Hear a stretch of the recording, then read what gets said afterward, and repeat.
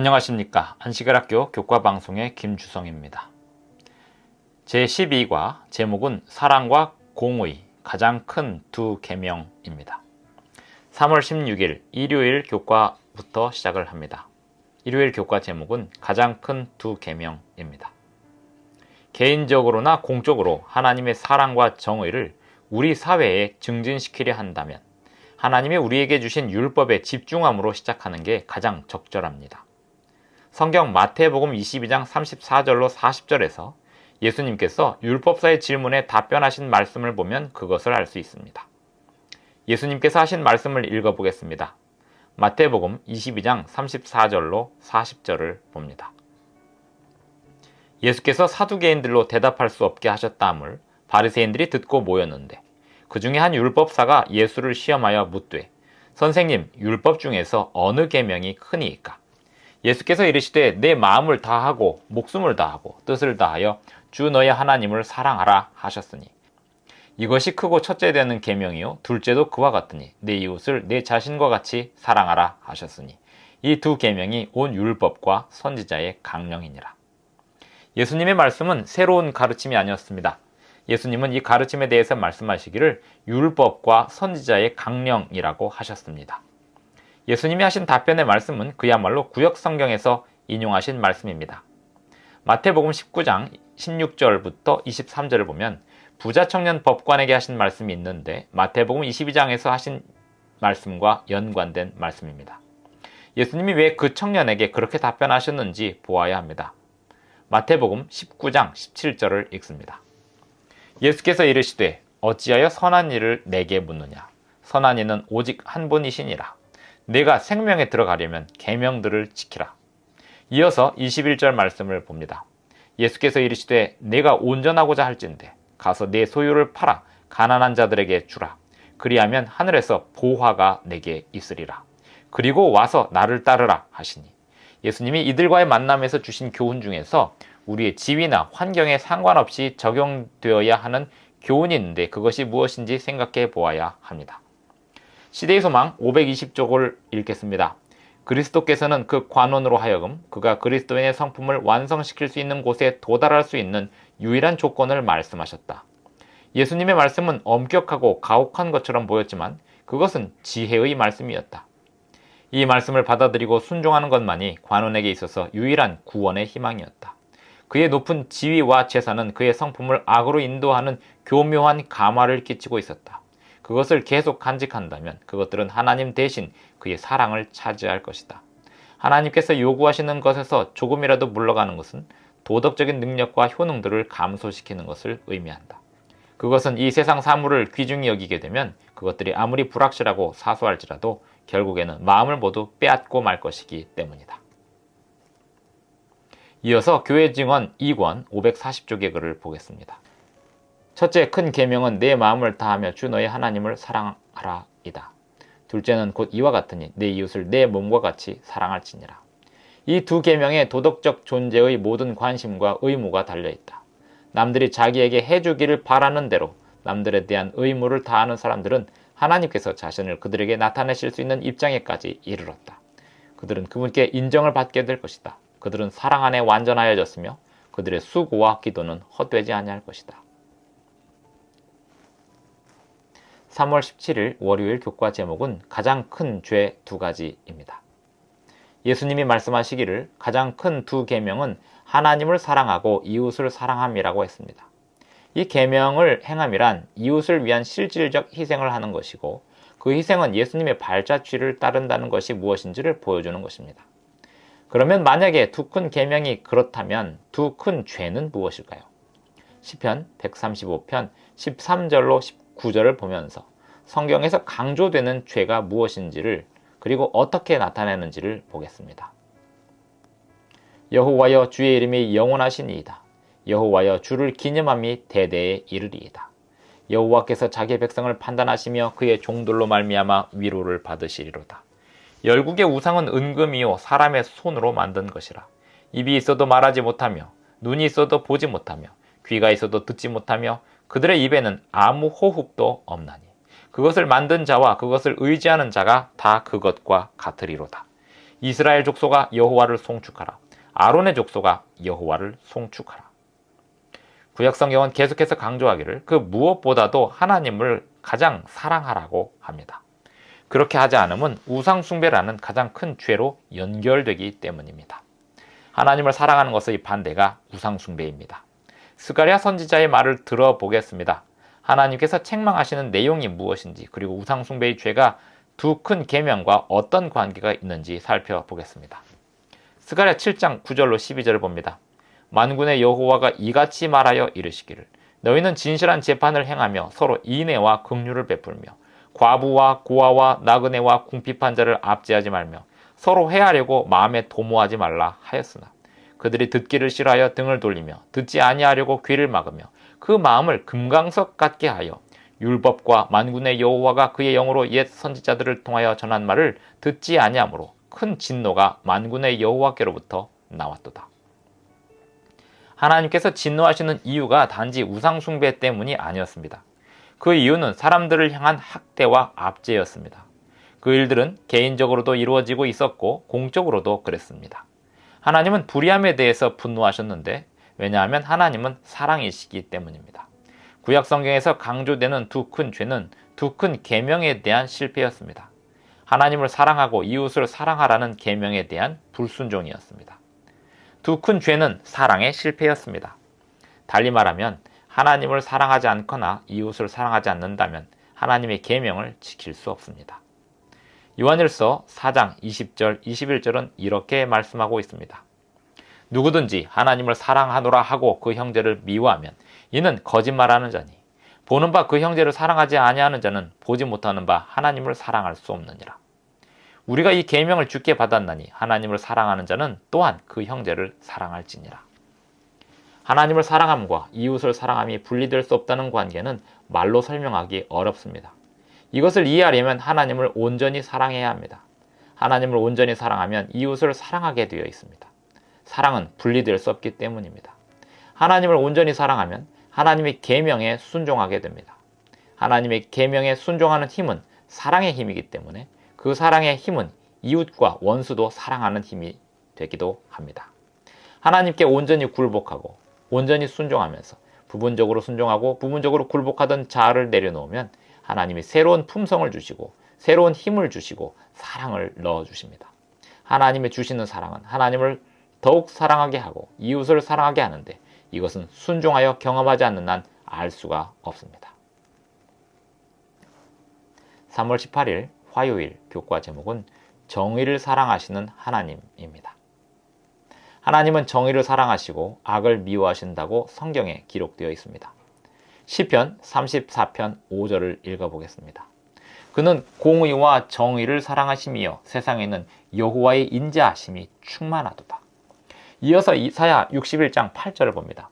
무릇 나 여호와는 정의를 사랑하며 불의의 강탈을 미워하여 성실히 그들에게 갚아주고 그들과 영원한 언약을 맺을 것이라. 하나님은 불의함에 대한 깊은 우려가 있으시고 불의함에 고통받는 자들을 위해 거룩한 분노를 바라십니다. 성경 전체에서 하나님은 억압받고 고통당하는 자들을 위한 끊임없는 열성을 보이시고 고통을 가하는 자들과 억압하는 자들을 향한 거룩한 분노를 바라십니다. 시편 82편은 정의를 향한 하나님의 관심을 담고 있습니다. 이 시가 오늘날 우리에게 어떤 의미가 되는지 묵상하면서 읽어보겠습니다. 하나님은 신들의 모임 가운데 서시며 하나님은 그들 가운데에서 재판하시느니라. 너희가 불공평한 판단을 하며 악인의 낯 보기를 언제까지 하려느냐. 가난한 자와 고아를 위하여 판단하며 곤란한 자와 빈궁한 자에게 공의를 베풀지며 가난한 자와 궁핍한 자를 구원하여 악인들의 손에서 건질지니라 하시는도다. 그들은 알지도 못하고 깨닫지도 못하여 흑암 중에 왕래하니 땅의 모든 터가 흔들리도다. 내가 말하기를 너희는 신들이며 다 지존자의 아들들이라 하였으나 그러나 너희는 사람처럼 죽으며 고관에 하나같이 넘어지리로다. 하나님이여 일어나사 세상을 심판하소서. 모든 나라가 주의 소유이기 때문이니이다. 이 시편에 대해서 여러 성경 주석들이 공통적으로 주석하는 바에 의하면 이 땅의 불의함에 대한 책임이 있는 타락한 통치자들에 대한 책망과 함께 그들 배후에 있는 신들인 영적인 존재들에 대한 하나님의 심판이 언급되고 있습니다. 타락한 통치자들의 배후에 있는 신들인 곧 악한 천사들을 하나님께서 심판하실 것입니다. 구체적으로 통치자들이 받는 추궁이 있습니다. 너희가 불공평한 판단을 하며 악인의 낫 보기를 언제까지 하려느냐라는 추궁을 받고 있습니다. 그들이 받는 책망은 이렇습니다. 가난한 자와 고아를 위하여 판단하며 곤란한 자와 빈궁한 자에게 공의를 베풀지며 가난한 자와 궁핍한 자를 구원하여 악인들의 손에서 건질지니라. 여기와 다른 곳에서 구약 선지자들은 정의를 위한 분명한 기별을 제시하고 있습니다. 이 문제는 성경에서 지엽적인 문제가 아닙니다. 이 기별은 구약 성경 전체에서 선지자를 통해 주시는 핵심 기별이었고 예수님께서 이 땅에 오셨을 때 전하실 기별의 핵심이었습니다. 하나님을 사랑하고 순종하는 사람들에게 하나님이 바라시고 요구하시는 것은 비밀이 아닙니다. 구체적으로 말씀하셨습니다. 미가 6장 8절을 보겠습니다. 사람아, 주께서 선한 것이 무엇임을 내게 보이셨나니 여호와께서 내게 구하시는 것은 오직 정의를 행하며 인자를 사랑하며 겸손하게 내 하나님과 함께 행하는 것이 아니냐. 이러한 정서는 성경 전체에서 반영됩니다. 예를 들어 예수님은 이렇게 말씀하셨습니다. 요한복음 13장 35절을 봅니다. 너희가 서로 사랑하면 이로써 모든 사람이 너희가 내 제자인 줄 알리라. 하나님은 정의로우시고 공의로우신 분이심에 대해서 각 시대 대쟁투 500쪽의 글을 읽겠습니다. 하나님은 사탄을 하늘에서 추방시킴으로 당신의 공의를 드러내고 당신의 보좌의 영광을 보존하셨다.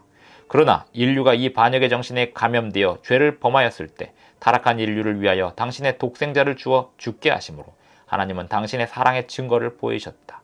속죄를 통하여 하나님의 품성이 나타난다. 십자가는 루시퍼가 택한 죄악에 대하여 하나님의 정부의 책임을 결코 지울 수 없다는 것을 온 우주 앞에 실증하는 큰 논증이다. 3월 19일 수요일 교과 제목은 정의를 세우라고 부르심입니다. 성경은 끊임없이 강조하기를 하나님께서 공공의 정의를 명하신다고 합니다. 반복해서 말하지만 성경은 불의와 압제와 학대에 대한 주제를 외면하거나 축소하지 않습니다. 하나님께 심판을 구하는 부르짖음 자체가 정의를 세워달라는 외침이기도 합니다. 예를 들면 선지자 이사야는 당시 이스라엘에서 행해지던 불의와 학대에 대해 애둘러 표현하지 않습니다. 정의를 부르짖는 그의 외침은 오늘날까지도 명쾌하게 들리고 있습니다. 이사야 1장 17절을 보면 선행을 배우며 정의를 구하며 학대받는 자를 도와주며 고아를 위하여 신원하며 과부를 위하여 변호하라고 합니다. 또한 불의한 법령을 만들고 가난한 자를 불공평하게 판결하는 자들에게 화 있을 것을 선포하고 경고합니다. 이사야 10장 3절을 봅니다. 벌하시는 날과 멀리서 오는 환난 때에 너희가 어떻게 하려느냐? 누구에게로 도망하여 도움을 구하겠으며 너희의 영화를 어느 곳에 두려느냐? 예레미야 선지자도 마찬가지로 다음과 같이 하나님의 기별을 선포합니다. 예레미야 22장 13절, 15절, 16절을 봅니다.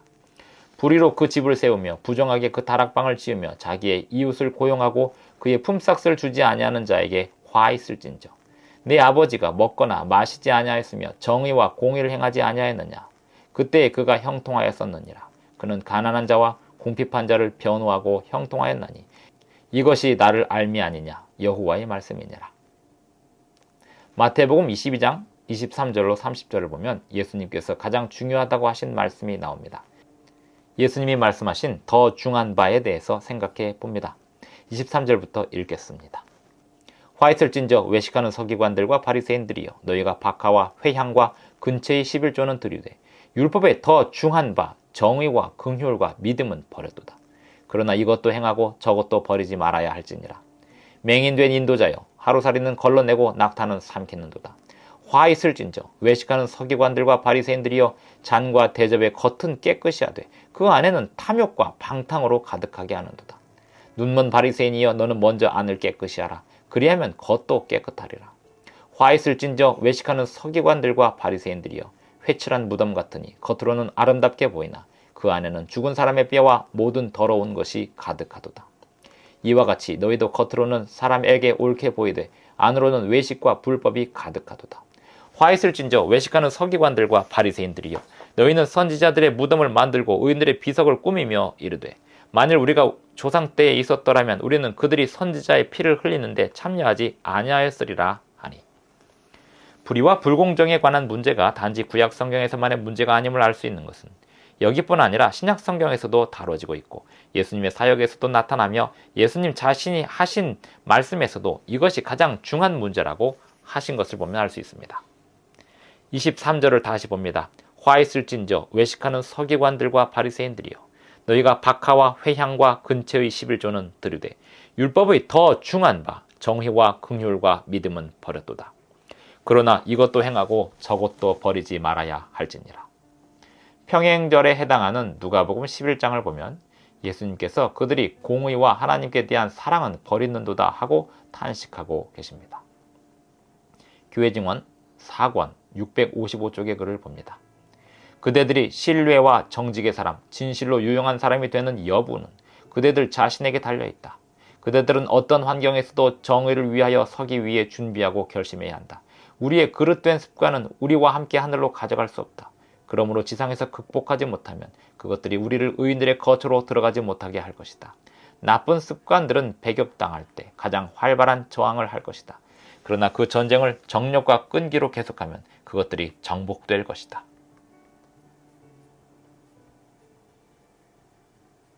(3월 20일) 목요일 교과 제목은 내 이웃이 누구니까 입니다.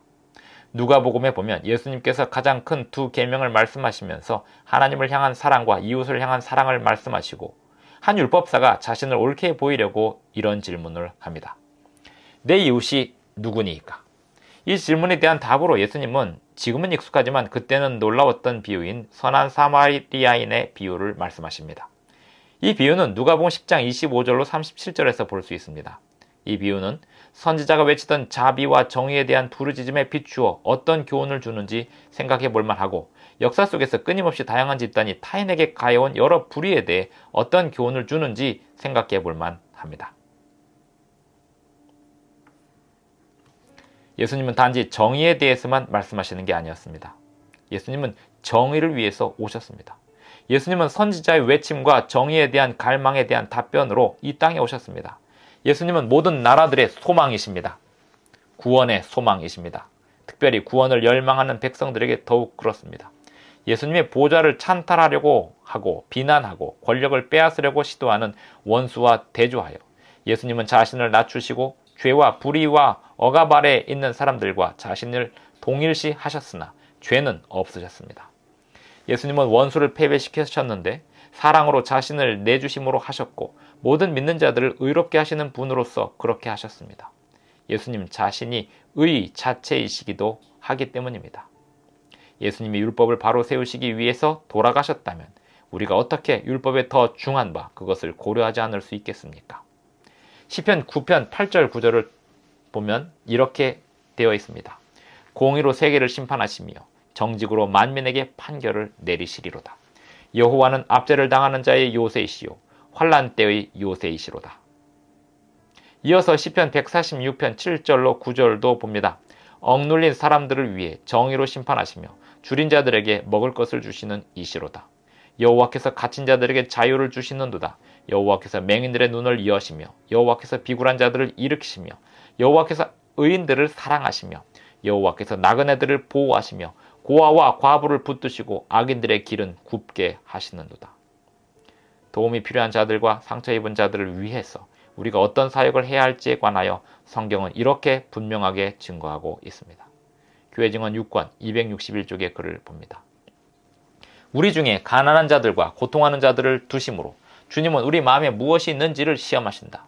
우리는 안전하게 원칙에서 벗어날 수 없으며 정의를 어길 수 없고 자비를 소홀히 할 수 없다.